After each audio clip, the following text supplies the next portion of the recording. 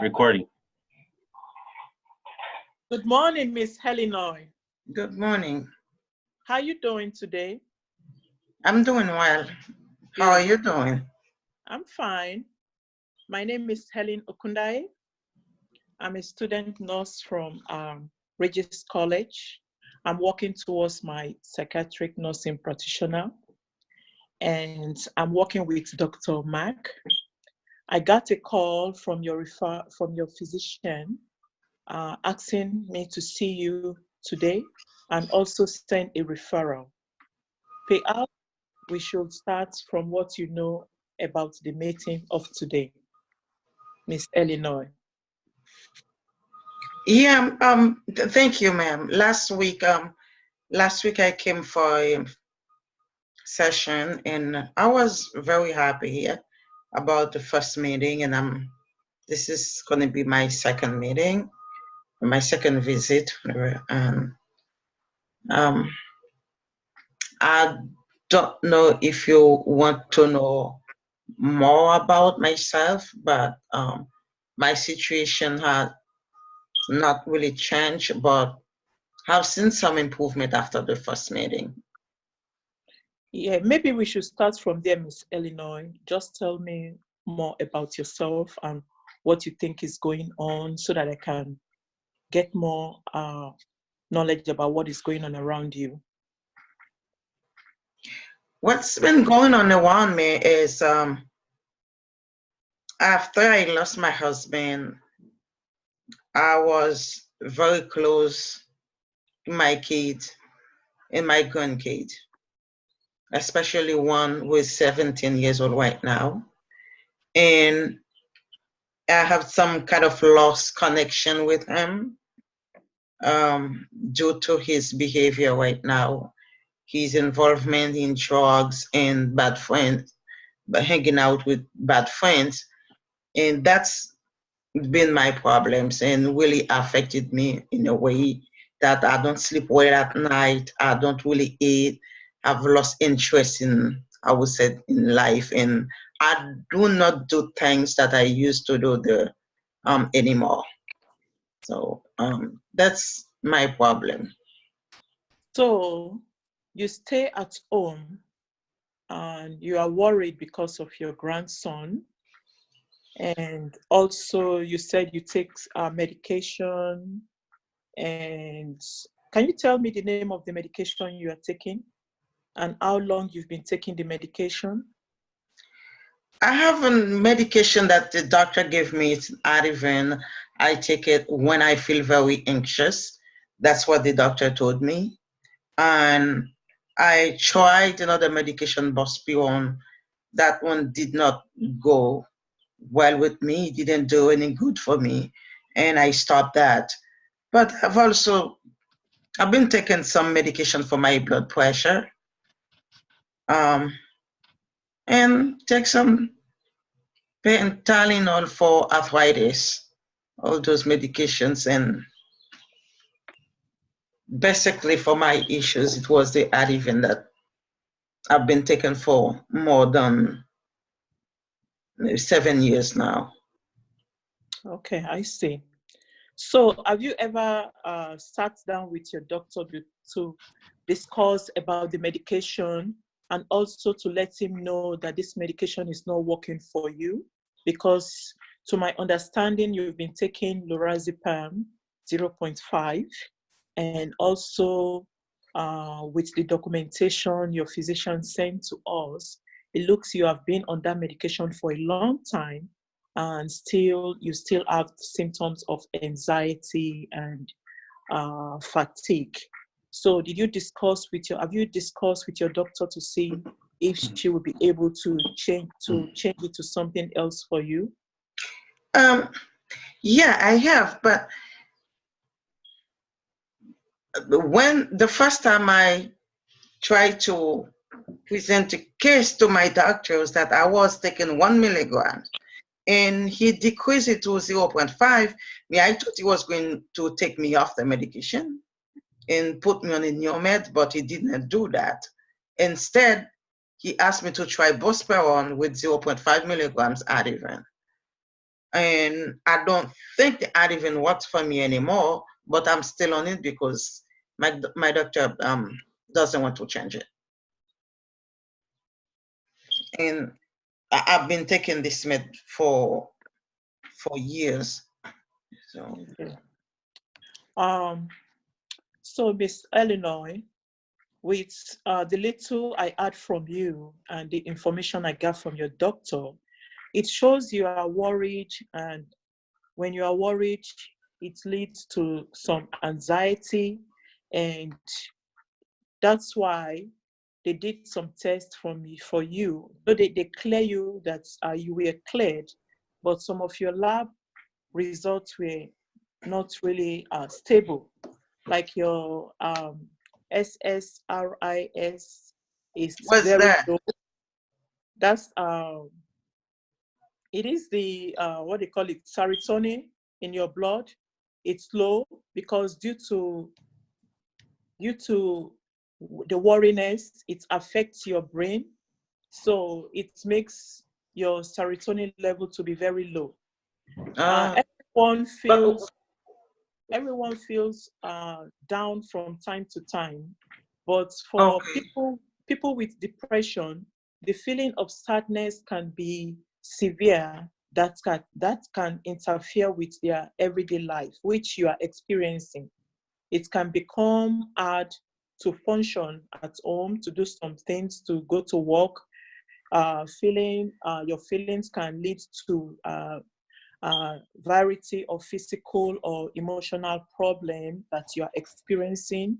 However, depression is one of the most statistics that have been shown that in mental field, according to statistics, that it affects like 80 to 90% of people, and they give them medication. Some people medication works for them, and some people it doesn't work for them.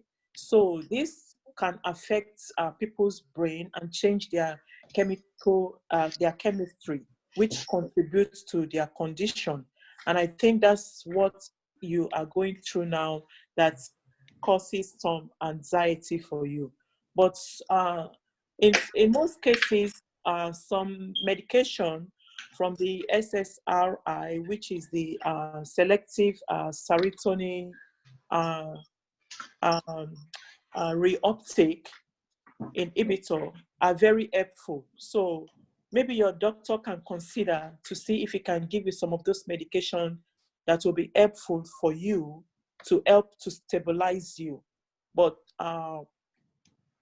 at this time, have you ever find time to talk with your son or to discuss with him since you discover the situation going on around with him? Yeah, they don't understand. He doesn't understand. He thinks all that is going on with me is about old age. He thinks that because I'm old, I'm worried too much, I'm overprotective. So actually, I feel like he's trying to blame everything on me. Who's not, maybe I'm not, I talk too much or I'm worried too much. It's just old age. So Yeah. that's how old people is. So that's how he sees me. So I understand. One thing he doesn't understand is when somebody gets worried too much, it leads to depression. And major depression is an episode of sadness when you are sad, along with other symptoms. And if it lasts more than 2 weeks, then it's considered to be depression. And depression is not a sign of weakness or bad health, or it's just that at that time, because of your sadness, it puts you below your normal behavior, like your stability, the way you interact with other people will not be like really normal. So it is treatable. It's a treatable condition. And what do you think now you're going through depression? We could go more details in what leads to depression and what causes depression. It depends on what you really think you want right now. Because to me, I think your health is very important and that should be your priority now.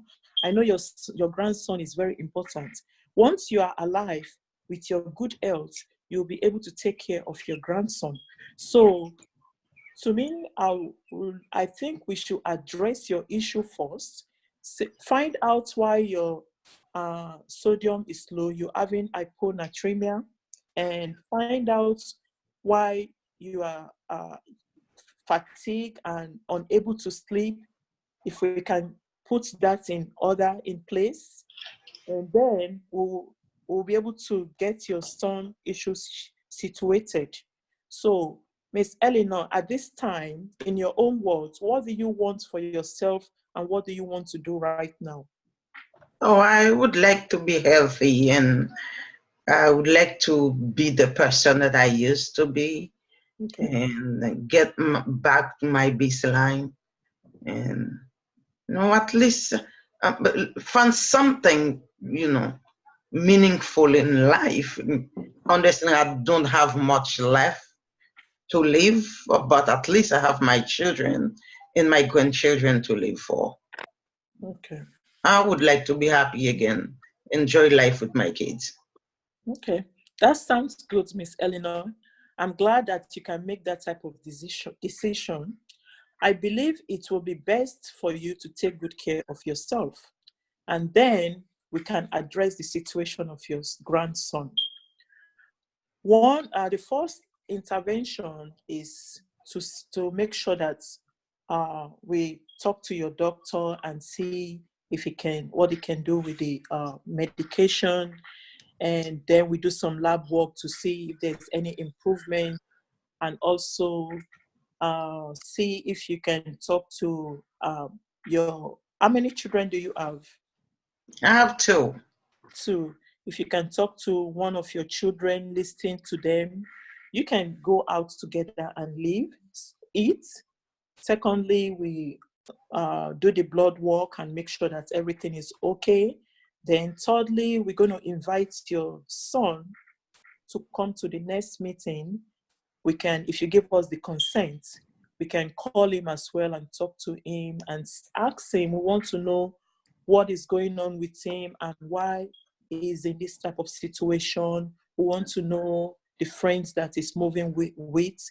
Then if we get to know your son, your grandson, we'll be able to contribute into this issue by, see if we can get him some help. If he needs some referral, we can get him some referral, and so that both of you, because family is very important. Your health is number one. Your grandson too is very important. So we want to make sure everything balance. And if you can talk to him to come to the next meeting, or you want us to call him, we have professionals, that can convince him and talk to him, that we enable him to come to the meeting so that we will be able to get this situation addressed. So what do you think, Miss Eleanor? I think it's a good advice. So I'll try. I'm Okay. going to try. All right. So, Miss Eleanor, I thank you for coming. And do you have any question for me that you think we can address today? No, nothing I can think of right now. I'm going to try, make an appointment to go to see my physician and see what he's going to say about my situation. Would you give me a note, like a recommendation, to see if the physician could maybe do something, change that medication that it doesn't work? If you Okay. could just give me a note that I Okay. click, so that he sees that I've been trying, I've been seeking help with my depression and anxiety. It's not like I'm staying home doing nothing. So I'm sick and tired of that. So maybe Okay. do something for me. All right, I'll do that, because I saw you were taking Wellbutrin as well. You said it's giving you dizziness. I'll also let your physician know so that they can look into there are other medication out there that can really help you. So it can look into those medication. And also I will encourage you to find time to go out with your daughter, get some air, some fresh air outside, and think positive, and get some get some exercise, be involved, get yourself involved with some activity that will keep you through the day so that at night you'll be able to sleep. Okay? Okay. And we're going to do our best to make sure your son gets back to the level you want him to be. Okay, Miss Eleanor? Thank you very much, ma'am. It's nice talking with you today. You have a nice day and blessed day. Thank you, ma'am. You too. Bye-bye. Good job, guys. I like that. Who's going to be counselor and patient now? I'll be the counselor. Okay, I'll be the patient. You'll be the patient? Okay. Oh.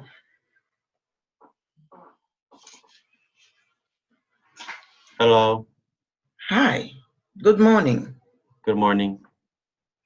So, my name is Valerie Lois. Nice to meet you. Nice to meet you as well. I'm a brand new student, and I'm trying to get my master's in psychiatric mental health nurse practitioner. So I'm here to assist you. So thank you so much. Assist you and hear your concern. Thank you. So last week we met, and would you tell me if you have made some progress on what's going on? I'm still having a hard time to communicate with my grandson. I've been asking him when he has a time for us to get together and talk. I still feel like I have that anxiety with him continuing taking those drugs, and I want to address that issue, you know, as fast as I can, and let him know. Alex, have Yes. you Sorry, computer screensaver came up. So I've been trying to communicate with him, and I'm still anxious because I think he's still doing the same thing. And you know, he stopped by when I had the opportunity to talk to him. He opened his cell phone because his friends were calling him, and he left right away. So I didn't get a chance to talk to him. I still feel like in the mornings I'm fatigued. And I just feel like things haven't changed. Alex, have you talked to your daughter about it, your grandson's mother? Have you talked to her about your situation and his behavior?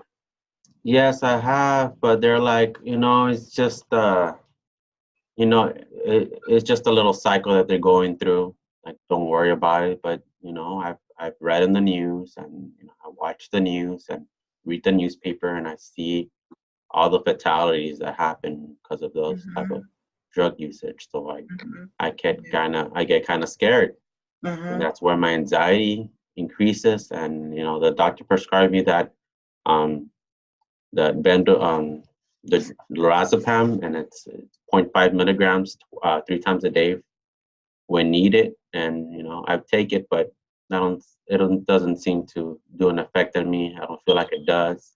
I've been on a trial of other medications. You know, they cause dizziness. The doctor said the electrolyte, my sodium goes down, and other stuff. So you know, I'm trying to just stay away from medications. I don't think they're working. I understand. Do you really take the meds every day, 3 times a day, as when you need it, or you take it once in a while when you feel like you really need it? This last year, ever since I've known that what my grandson is doing, I decided that I was gonna take it all 3 times. Every day? Every day, but it's just I still feel anxious. I still feel fatigue in the morning. That's really hard. I call my brothers and sisters and family members to let them know about the situation, but they just seem to change the subject. Just like my grandson. So does he still live with you, or he comes to visit you on and off? I would say he comes to visit me on and off because you know he's an adolescent, and it's really hard to know where he's at. He's staying with his parents? Was he gonna come visit me? Is he staying with his friends, cousins? I have no idea. Mm-hmm. And like, do you have a network support, like church members or friends you can talk to, or would I'm currently staying at a nursing home, at a senior center, and I'm communicating with all my friends there, and we watch the news together, so they get to see about the opioid crisis. So that's when I brought it up to them, and I told them that, you know, we should take care of our grandchildren, because, you know, this nation has a struggle with with that opioid crisis, and we need to. Absolutely. And unfortunately, I'm one of the ones that has a family member that has that problem, and I get to, you know, I get to let out my frustrations and worries to them, but it doesn't seem to, you know, decrease my anxiety. Mm-hmm. They say they don't. They say they don't have that issue with their family members. Oh, they said they have. They don't. Issues? They don't. They don't have any issues. It's just me. Oh, I understand your concern, and thank you. Yes, there is a crisis out there, and you don't want your grandson to be one of those victims. I understand that, but and I'm also happy that you've been seeking for help through counseling. But the first thing you need to do is to take care of yourself. You need to be healthy. You need to be strong for yourself. And then you will take care of your grandson. Yes, I should take care of myself too. For how many hours a night you sleep? I would say about 4. 4 hours at night? Yes, and if I do sleep more, you know, 6, 7 hours, I'll be waking up every 3 hours and a half. So I don't sleep continuously throughout the night. At what time do you usually go to bed? I try to go around 10. 10. But, you know, I end up going midnight, 1, sleep to 4 hours. And have your doctor ever talked to you about melatonin to sleep at night, or? No, he has never have brought up the topic. Is he aware about your sleeping pattern? Like you don't sleep really well at night and you wake up every 3 hours at night. So I have been feeling fatigued, but no, I haven't brought it up. You know, I think our conversation was mostly based on my anxiety, and I guess he wants to try to address that issue. But no, I haven't brought it up. Good question. Of course, you've been feeling fatigued because you don't have good night's sleep. And do you stay in bed all day during days, or you get up and go do some activities in your yard, some work in your yard or inside your house cleaning? Yeah, I just clean around my room and just watch TV and call my family members, friends, and just read the newspaper. I get up in the morning, read the newspaper, watch TV. Maybe I'll go run an errand if a family member picks me up, and that's about it. Now, the weather is getting warmer. I would suggest that you get up a little bit early, like 5 o'clock in the morning. You know, Okay. do little exercise, and try to do this, like walk on your flowers outside or your garden in your backyard, to keep yourself busy. And I know that can help you. And also, you can try. What do you think if you go like do little volunteering work at one of the nursing home that you just mentioned with your friend, and so that you can spend more time doing things? What do you think? I would like to do that. They did offer for us to voluntarily give us a flyer, but you know, I wasn't interested because of the worries. But now that you brought it up, maybe I should look into it and sign up for volunteer. And I mean, I'm thinking maybe so you would need to talk to your physician about the medications not working and not sleeping well. So you can tell that you've been taking that lorazepam 3 times a day PRN for a year. That's Yeah. my concern because it was on the PRN. Now it seems like you've been taking it as a Schedule. regular medication every day, 3 times a day, Yeah. and it's not getting better. The situation is not getting better. So you definitely will need to talk to your physician about it and try to get engaged with other people instead of sitting in the house watching the news, making situation worse because the Yeah. news are not always nice to watch or good to hear. There are so many bad things going on out there. Yes. So try to do some volunteering job. So beside my advice for you doing some volunteering job, what else would you like to do? Probably just know what my grandson is doing. Just I want to bring back the old days when he was a childhood, when he was a toddler. But I guess time has changed, and I guess I'm stuck in the past. Maybe I need to move, be more Alex, separated from. Yes. if we want to be in the real world, it's going to be very hard for you to know what he's doing. He's an adolescent. He has energy that maybe you don't have anymore. He has energy, so it's going to be really hard for you to know what an adolescent is doing. But you would need to know he's about, yes. You would need to know how he's doing in school, yes. You will need to know that he's healthy, yes. Not doing drugs, yes. But there are things that are going to be impossible for you to know. And having said that, you will need to take care of yourself and stay as healthy as possible so that you can be around for your grandson and Okay. talk to him as we talked last week about contacting him. Okay. But at 17 years old, he might decline our request, but we can always try to talk to him and see if he can seek for therapy himself. I'm sure he's not going to sit maybe in front of a television and see what is going on with the opioid crisis, drug situation out there. Or maybe he thinks that he's strong enough. That's not going to happen to him. Yeah. So once you get healthy,